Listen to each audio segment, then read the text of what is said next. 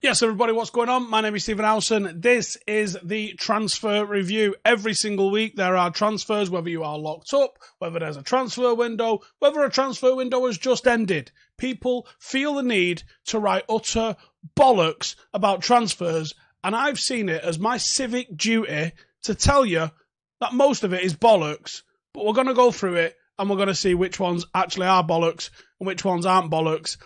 And I've actually got a little bit of actual direct source info to tell you that one of these is bollocks.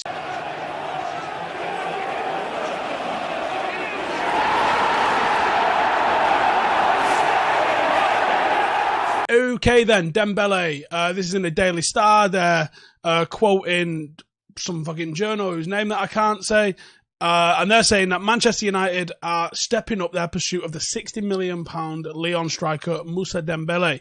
Lyon striker Moussa Dembele is wanted by Chelsea but prefers a move to Man United, with the Red Devils increasingly confident of completing a move for the ex-Celtic forward. Bit wishy-washy. If you had to sort of like look at it overall on the face of everything, you go, hang on, where's the meat in this? Where is the meat? You've just given me spaghetti with no meatballs.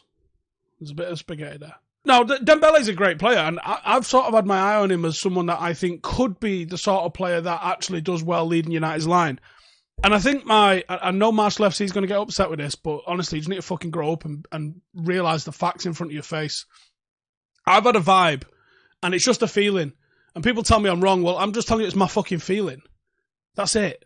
My feeling doesn't fucking care what you think. It's just a feeling I've got, and I'm being honest about the feeling I've got. My feeling is that I don't think Solskjaer wants Tony Marshall as his number 9. I've said it all season. It's just a vibe I get.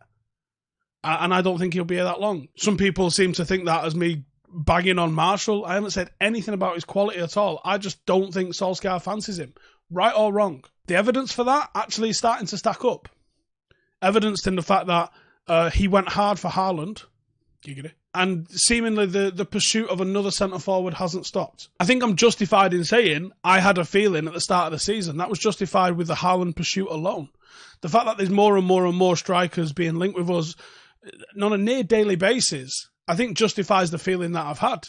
Now, I might be wrong. And Solskjaer, even if I'm right in what Solskjaer's saying, he might be wrong. And Tony Marshall might be the guy to lead the line. But ultimately, Solskjaer's got a style of play he sees him playing. Himself playing, and I don't think Tony Marshall fits in that. No one's said anything to me. No one's told me anything. There's not been a nod, a wink, an elbow, or anything like that of anybody. It's just a pure vibe that I get that I don't think he fancies him. That being said, I don't think this news sort of broke in the middle of the week, and it was kind of in a few places, and no one bit. Interestingly, none of the UK journalists have really covered this. The Star don't count. I find this extremely interesting. Extremely interesting. I think there's probably more than nothing in it, but not a lot in it. So I'm going to say 3 out of 10. Next one then is another one, and it's in a vein of transfers that we've seen United complete quite a lot in the last decade, really. Marc Jurado, the fullback, the 16-year-old from Barcelona. This one looks like it's happening. Sport España are saying Manchester United signed Marc Jurado, a cadet of Barca. He will not continue in the quarry of the Football Club Barcelona. According to what Sport has learned, the right side of Can Rull, don't sure what that means, has not accepted the proposal for the renewed Catalan team. It's translated. And will play next season in the academy of Manchester United. I'm going to say 9 out of 10 because he hasn't arrived in Manchester just yet, so let's just chill. The United have signed several players of this ilk. Nishan Burkhardt was one, Mabry was one, Leo Connor just before that, Timfosu Mensah was one of those, Chong was one of those, there's Traore was one of those. They don't always work out, but they come in with such a low fee. You only need about 1 in 10 of them to work out to a top level, and it's justified. So I got no issues with this. I don't know him, never seen him. Don't know if he's any good. The fact you're in Barcelona's academy, I'm pretty sure you've got somewhat about you. So the fact that he rejected a contract offer from Barcelona tells me, do you know what? They wanted him, at least. It wasn't just someone who was kicked out of there. it's obviously someone that they want. So let's just see. Exciting times. Another player coming through. The under-18s last season had a really struggling season. Quite a lot of decent players in the team. Didn't really mesh. Very young team. We see this every couple of years, is that you get a very dominant under-17s comes through, and then when that gets to under-18s, no one gets a look in from the upcoming under-17s, because obviously under-18s is 2 age groups mashed into one. And you see a lot of players miss out, and then once that very dominant team leaves, it can leave an extremely young, basically a full under-17s team, which is what happened this year. The likes of Mabry and stuff like that, and them lads need a little bit of help to be able to be competitive in games. They struggled a lot this year, the under-18s. I would expect just naturally by them being a year older in that age group, they will be better next year. And by the looks of it, we've got this kid, we've got the one from Sunderland. Looks like United are going for it again at this level, which is good to see. 9 out of 10 in case you missed that in the middle of my waffle. Right. Simon Stone, I know gets his info right from the tap. A Sancho loan deal. Right. Here's what Stoney's saying. Dortmund expect transfer fees to go down, more players to move on loan, and decisions to be taken later in reduced transfer windows. And from COO Carver Kramer, we want to keep our players at Dortmund for as long as possible. The less clubs interested in Jadon, the less we would complain. Now, I did see some people say, Sancho on loan? What? He didn't say that. He said he would expect to see more loans. Definitely didn't mention Sancho going on loan, and he was talking about the less clubs interested in Sancho, the better. Just because he spoke about two things in one passing thing doesn't mean that he's actually talking about someone's interested in taking Sancho on loan. And I think they'd laugh at you if you asked to take him. If you want Sancho, you got to put the money on the table. Don't think that's happening whatsoever. So 0 out of 10 for Sancho on loan. Another one that I can give you a 0 out of 10. And the source is, well, fucking me. This Rabbi Matondo news that's sort of come out in the last week or so. I don't know if this is preemptively talking him up ahead of the derby today. Those two will be playing against each other today in all probability, unless one of them's injured.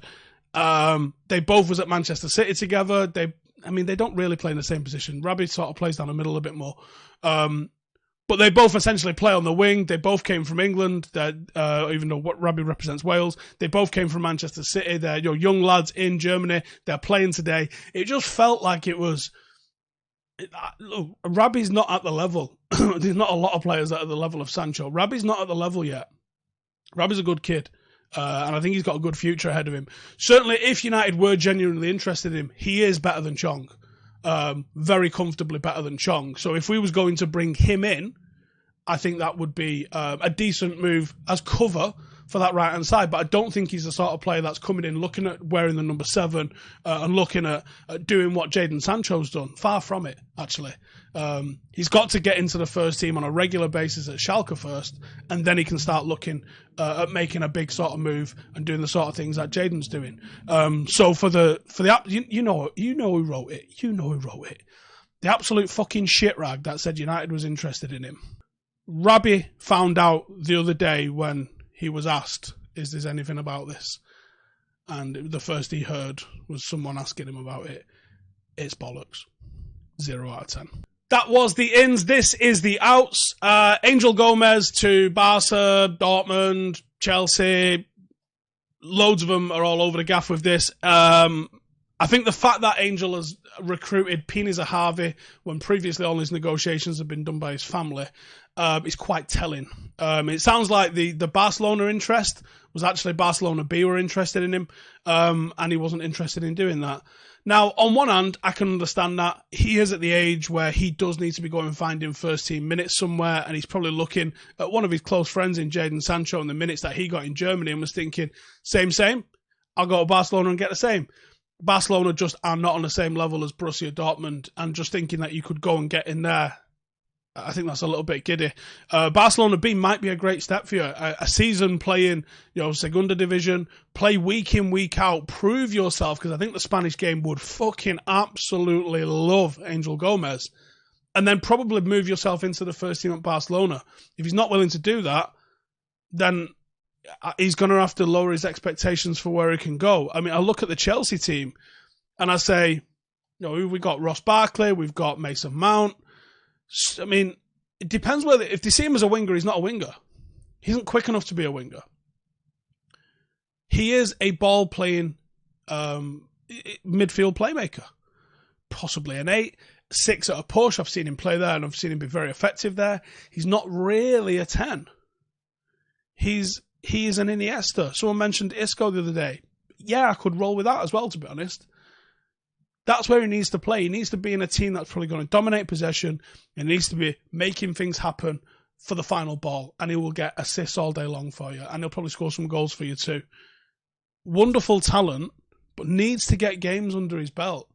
And if it's the expectation of he thinks he should be playing first team on a regular basis at United, you've got to prove it. Didn't have a great under-23 campaign. The contract has been there all season.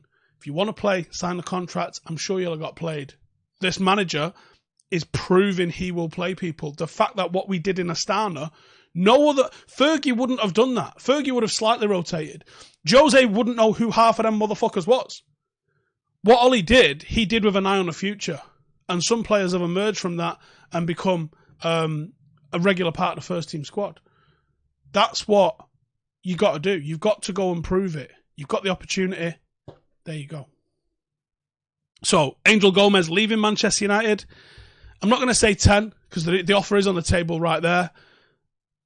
But I'm going to say 8. It looks very, very certain at the moment. I think the only thing that could stop him moving now is if the offers on the table don't match the expectations that he's got and he prefers to stay in Manchester where all his family is and everything like that as well. So, looks like his time at United is probably going to come to an end. And I am sad about it. I had fucking very high hopes for him. But those high hopes are based on the potential that you see coming through the academy. That potential has to be realised. And somebody like Mason has gone on and proven himself more in 6 months in the first team than Angel's done in what is approaching 4 years since his first team debut. Is it 4 years or 3 years? It's 3 years, isn't it? 3 years. 3 years since his debut. Now, there's been some injuries in that, but there's also things that are in his hands that he could have done to make sure he got more games. But that is it for me today. Thank you very much for tuning in. Make sure to subscribe if you're new. We're going to be talking a bit more on this channel about Stretford Paddock FC. So if you're interested in that, you're interested in playing for Stretford Paddock FC, we hopefully should have the news about which league we're going into very, very soon. Then we can make it public. There's all sorts of exciting things happening behind the scenes. I honestly wish I could tell you. I am very, very excited, and you should be too. But cheers for tuning in. I'll see you in the next one. Laters.